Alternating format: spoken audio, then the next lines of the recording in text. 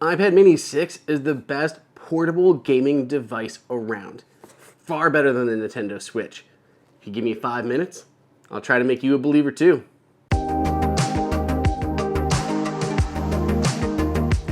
What's going on, folks? It's Andrew here from Appleinsider. You can find me on Twitter at Andrew_OSU. And I hope I don't get too many hate comments for saying this, but the latest generation iPad mini 6 really is an incredible portable gaming device. There's kind of a lot to unpack here, so let's go ahead and break into it, and I'm going to tell you why this thing kicks so much butt and is so much better than my freaking Nintendo Switch. By the way, if you want to jump through this video, use the chapter markers down below. So the statement of the best portable gaming device carries a lot of weight, and part of it depends on what you consider a gamer, on what makes a good gaming device. There's obviously a ton of different gamers. You've got your casual phone-based gamers, you've got puzzle gamers, board gamers, you've got those who love RTS games, you've got those who love just like massive online multiplayers, World of Warcraft and stuff. You've got Fortnite and Roblox. You've got first-person shooters.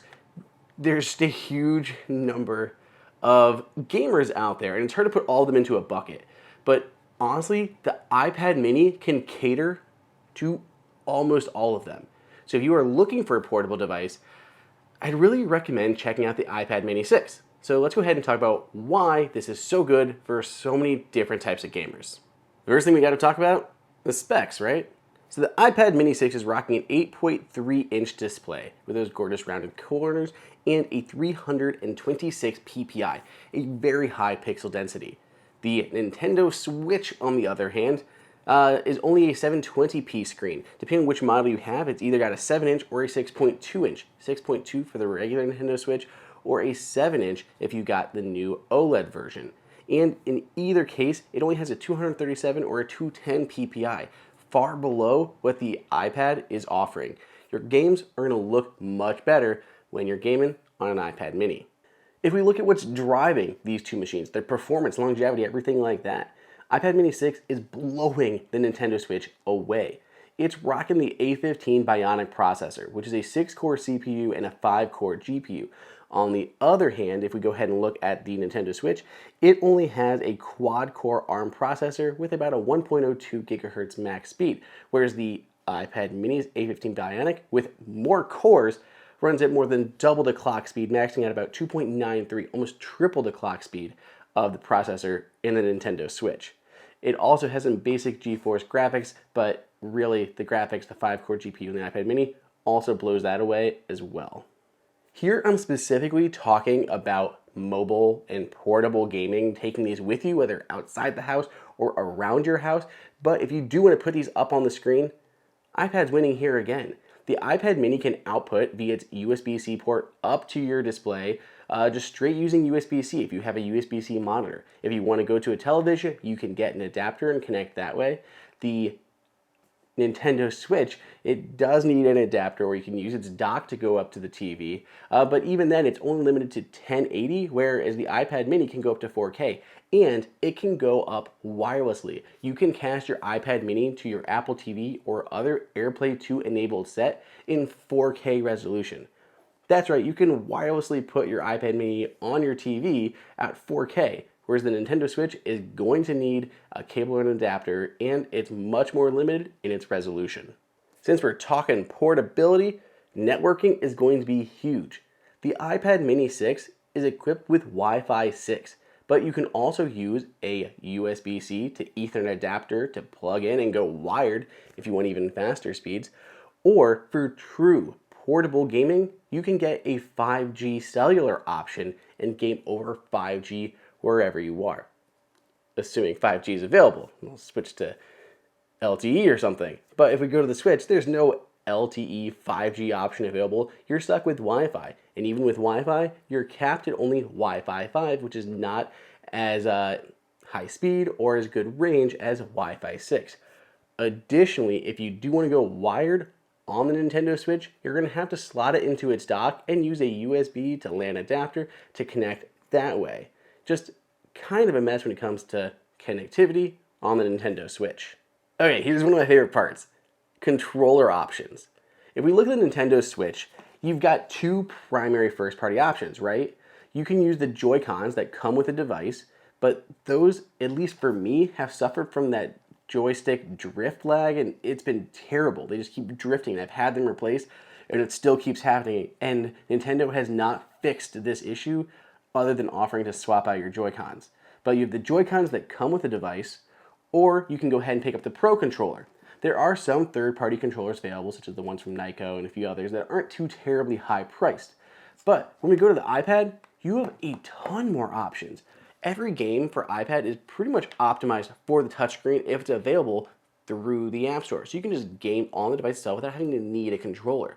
But on the other hand, if you do want to get a controller, your options are almost endless.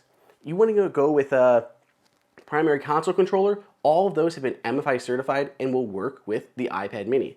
Anything for like your PS4 controllers work on iPad mini natively. Maybe you got a PS5, that's right, PlayStation 5 controllers also work natively on iPad mini.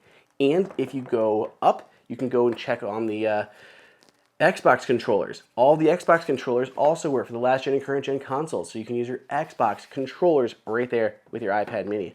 If you want to go even fancier, there are customized pro gaming controllers like this Hex controller here, which is awesome. You can swap out your joysticks for different heights and different textures. You can customize the back with extra grips and buttons and all this kind of fun stuff.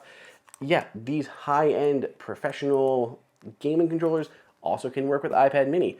And Apple has a ton of MFI certified third-party controllers from the likes of SteelSeries or Rotor Riot, just a bunch of other controllers that all are guaranteed to work with your iPad. So these things can run the gamut from $30 for a basic controller all the way up to hundreds of dollars for a pro level controller. You have a ton of controller options when it comes to gaming on the iPad mini. On the Nintendo Switch, just not quite as many. But what about games? If there's no good games, then the platform is moot. There's no point in playing on it. Fortunately, the gaming has expanded a ton for both of these two consoles, with more and more games being added regularly.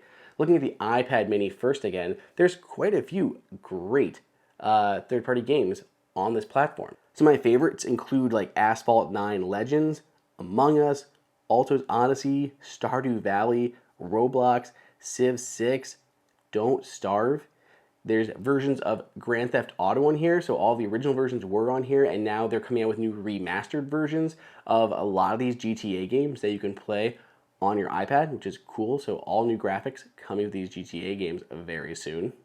There's League of Legends, Wild Rift, NBA 2K1, I think it's like Arcade Edition, but there's just a bunch of games on here. Not to mention the entirety of Apple Arcade. Apple Arcade adds new games weekly, and all of these are just for a single monthly fee. And if you already have other Apple services, you could be already getting Apple Arcade and may not even know it.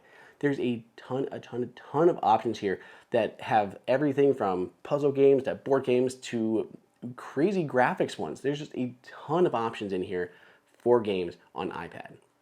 If you look at the Nintendo Switch though, it's in a different spot, and this is why people continue to buy Nintendo products, is that they have leveraged their own first-party IP so heavily. The only place you can really get games like Super Mario and Mario Kart and some of those is on the Nintendo platforms, like the Nintendo Switch. If you want to get Super Smash Bros., you gotta get a Nintendo Switch, and that's one of the biggest reasons to buy the device in the first place. That said, Nintendo has been broadening out and bringing kind of mobile versions of those games. We saw Animal Crossing's Pocket Edition, of course there's Mario Kart Mobile on the iPhone and iPad, and we even had other ones like Super Mario Run, other ones like that. They're not quite the same as what you're getting on the actual Switch itself, like you can't play Zelda anywhere else, but some of their IP has been coming to other platforms. I am not saying at all that the iPad mini is replacing these in terms of content availability, but it is broadening just a bit. So if you do want the Nintendo games and that's the only thing you care about, you're gonna have to get a Switch, and the rest of this doesn't matter. Another point though with those games, while iPad mini does have many more games natively than the Nintendo Switch does, there's even more options because you're not limited to just what's available through the App Store. there's a bunch of streaming options as well. You can go through things like Steam Link and stream from Steam to your iPad. Literally, your PC quality games on your iPad, and lag is extremely small. Or you can check out things like Moonlight, which you can literally play World of Warcraft on an iPad. For people who love World of Warcraft and want to be able to play it on an iPad, you can do it with iPad mini. You can't do it with Nintendo Switch. Netflix is launching its game streaming platform soon. We have Amazon Luna on the platform. Microsoft's xCloud is here, and I often use the PlayStation remote option. I have a PlayStation 4 and a PlayStation 5, and I can play those games from my PlayStation wirelessly here on my iPad. And it really does work great. So Borderlands or any of the more recent PS4, PS5 titles that have come to the platform, you can play them on your iPad. You cannot do it on your Nintendo Switch. So let's go ahead and wrap this thing up. Why would you choose the Nintendo Switch over the iPad mini? There's a few reasons, and the biggest one, as I mentioned, is the Nintendo games. You can only get those Nintendo games on the Nintendo Switch. It also has things built in. The fact that it comes with your controllers and they're not something you have to buy extra. Has a built-in stand, not something you have to buy extra like the smart cover for iPad. So in terms of cost, the Nintendo Switch is far cheaper. You can get the Nintendo Switch Lite, which is just the handheld version, for only $200. Go up to $300 for the regular Nintendo Switch, which can connect to your TV and play that way in its docking station and use your controllers wirelessly, or go up to the OLED version of the Switch, the brand new one for $350, and you have a better display. It's a little bit bigger and has much better blacks on it, but it's still a lower quality 720p display. I love that the Nintendo Switch controllers can connect to the body itself, and it has expandable storage, so you're not limited to what you have at launch. Just put in a larger SD card and you can continue to expand your onboard storage of your Nintendo Switch. But then we look at the iPad. I mentioned a lot of different types of gamers, and the iPad mini can really cater to everyone. You want mobile games? Got it. You want to be able to play PC quality games? You've got it. There are some available on iPad, like the most recent versions of Civilization, or you can use things like Moonlight and Steam Link and all of those to play on your iPad, or stream from your consoles like with PlayStation Remote. So whether you like PlayStation games, PC games, mobile games, or specifically dedicated ones for iPad, then you have the subscription services like Apple Arcade that bring more and more new content to you regularly. Just a ton of reasons. Not to mention the better hardware. It's similarly a small, compact device you can take with you, but its battery life is great, the display is much better, and it has better connectivity options to let you continue gaming no matter where you are. But don't forget, it's also an iPad. Use it to take notes and write. Use it to read. Use it to watch movies and TV shows from a million streaming services. Everything from Apple TV Plus to Netflix to Amazon Prime to Hulu. Anything you can think of, stream it on your iPad mini. So you can use it as a more than just a gaming device, just a content consumption device while you're away. Watch movies, read, anything you can do there on the iPad mini. It has built-in cameras. You can take video calls and capture photos and videos and do stuff that way. Or AR games that are truly incredible using those built-in cameras. And this is kind of just an Apple-specific thing too. What about AirPods? AirPods you can connect directly to your iPad mini, use these as your headphones as well as your microphone when you're playing those games. And even cooler, these have spatial audio, so stuff sounds like it's really coming from all around you. Games that have been updated to take advantage of spatial audio are truly immersive, and they're so easy to connect and use with AirPod or iPad mini.